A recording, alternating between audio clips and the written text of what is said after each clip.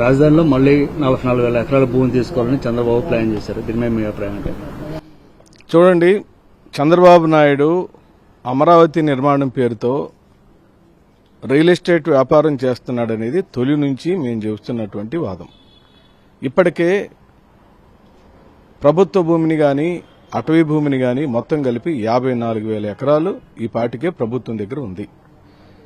దానిలో ఈ రోజు వరకు ఒక్క శాశ్వత నిర్మాణానికి పని మొదలు పెట్టలేదు. వేలాది కోట్ల రూపాయలు ఇప్పటికే శాంక్షన్లు వచ్చినాయని, అప్పులు ఇస్తున్నారని పుంకాలుగా వార్తలు ఇస్తున్నారు. ఈ మధ్యలో వారి ఇంటికి గృహప్రవేశం చేసుకున్నారు. ఇప్పుడు కొత్తగా మళ్లీ 44,000 ఎకరాలను సేకరించాల్సిన ఆవశ్యకత ఏమి ఏర్పడింది అంటే, గతంలో ఉన్న 54,000 ఎకరాలు, ఈ 44,000 ఎకరాలు, సుమారుగా 98,000 ఎకరాలు, 1,00,000 ఎకరాల భూమిని తీసుకుని ఏం చేయాలని ఇప్పటికే మీ ఎస్టిమేషన్ ఆఫ్ అమరావతి నిర్మాణానికి 1,00,000 కోట్లు కావాలి. ఆ 1,00,000 కోట్లను తీర్చడానికి మా దగ్గర భూములను తనఖా పెట్టడం, భూములను అమ్మటం అనే కాన్సెప్ట్ని ఎలాగా ఎక్కడ ఎవ్వరి మీద, ప్రజల మీద రూపాయి భారం కూడా వేయకుండా చేస్తానని చెప్పిన చంద్రబాబు నాయుడు గారు ఏంటి వింత పోకడలు, ఇంత విచిత్రమైనటువంటి పోకడలు? అసలు ఏమన్నా అద్దుపొద్దు ఉందా? ఏ పేరుతో మీరు ఆ 44 ఎకరాలు ఎందుకు అవసరమవుతున్నాయి? ఆ భూమిని ఎక్కడి నుంచి ఎక్వైర్ చేస్తారు? మళ్లీ రైతులను భయభ్రాంతులను చేస్తారా? రైతులు మళ్లీ దగా చేస్తారా? ఏం చేస్తున్నారో, ఎందుకు చేస్తున్నారో ప్రజలు అర్థం చేసుకోమని చెప్పి అంటున్నాం. ఓకే, వాళ్ళు అనుకున్నట్టుగా అంతర్జాతీయ విమానాశ్రయం ఆ ప్రాంతంలోకి కట్టాలని నిర్మించడంలో ఏమాత్రం తప్పులేదు, దాన్ని మనం ఆహ్వానిద్దాం. కానీ ఒక ఎయిర్పోర్ట్ అనగా అంతర్జాతీయ ఎయిర్పోర్ట్ నిర్మాణానికి కావాల్సిన ఎకరాలు ఎంత? కేవలం 4 నుంచి 5,000 ఎకరాలు. శంషాబాద్ అదే జరుగుతుంది, భోగాపురం అదే జరుగుతుంది. ఈ ప్రపంచంలో ఉన్న అత్యున్నత స్థాయిలో సాంకేతికంగా హైలో ఉన్న ప్రతి ఎయిర్పోర్టుకు కావాల్సింది 4,000 ఎకరాలే. మన దగ్గర ఇప్పటికే చేతిలో 54,000 ఎకరాలు ఉన్నాయి. ఒక్క 10 ఎకరాల్లో, 20 ఎకరాల్లో కూడా ఈ రోజు వరకు ఒక పనులు జరగలేదు.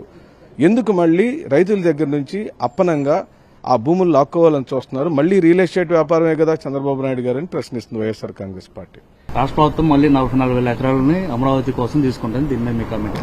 చంద్రబాబు నాయుడు గారు మొదట 55,000 ఎకరాలు రాజధాని నిర్మాణం కోసం తీసుకుని కనీసం దాంట్లో 1,000 కోట్ల రూపాయలు ఖర్చు చేసి ఏమి పనులు చేయకుండా, ఉన్నదాన్నే ఆయన సరిగ్గా నిర్మాణం చేయాల్సినటువంటి పరిస్థితి లేకుండా ఈరోజు మళ్లీ 44,000 ఎకరాలు తీసుకుంటాము అని చెప్పి చేయడం, ఇది నిజంగా సిఆర్డీఏ పేరు Chandrababu Naidu real estate development agency లాగా తయారవుతుంది. కానీ ఉన్న దాంట్లో ఏంది? ఈ సంవత్సర కాలంలో అమరావతి మీద నువ్వు పెట్టినటువంటి పెట్టుబడి ఏంది? వారికి ఇచ్చినటువంటి విలువేంది? అక్కడ చేసినటువంటి నిర్మాణం ఏంది? ఈ రోజు కూడా ఈ సంవత్సర కాలంలో కనీసం టెండర్లు కూడా పిలిచేటువంటి పరిస్థితే లేనప్పుడు, కనీసం ఫీజిబిలిటీ రిపోర్ట్ కూడా తయారు చేయలేనటువంటి పరిస్థితి ఈ రోజు ఇక్కడ కనపడుతుంటే, మళ్లీ 44,000 ఎకరాలు ఎవరికి చేద్దామని, ఎవరికి, ఏ వర్గాలకి, వేరికి, వాటన్నిటికీ ఉత్పన్నం చేయాలనేటువంటి ఆలోచన చేస్తున్నారో అర్థం కావట్లేదు. ఖచ్చితంగా ఏం చెబుతున్నామంటే, ఏదైనా సరే మీరు చేసేటువంటి నిర్ణయాలని ప్రజలందరినీ భాగస్వాములు చేసుకునేటువంటి విధంగా ఉండాలి. కానీ అమరావతిలో పేదలకి కనీస స్థానం లేకుండా, కనీసం పక్క రాష్ట్రాలకో లేకపోతే పక్క ప్రాంతంలో నుంచి వచ్చి అమరావతిలో ఉండాలనుకునేటువంటి వ్యక్తులకు కూడా ఇది చేస్తున్నటువంటి విషయాన్ని మనం గమనిస్తున్నాం.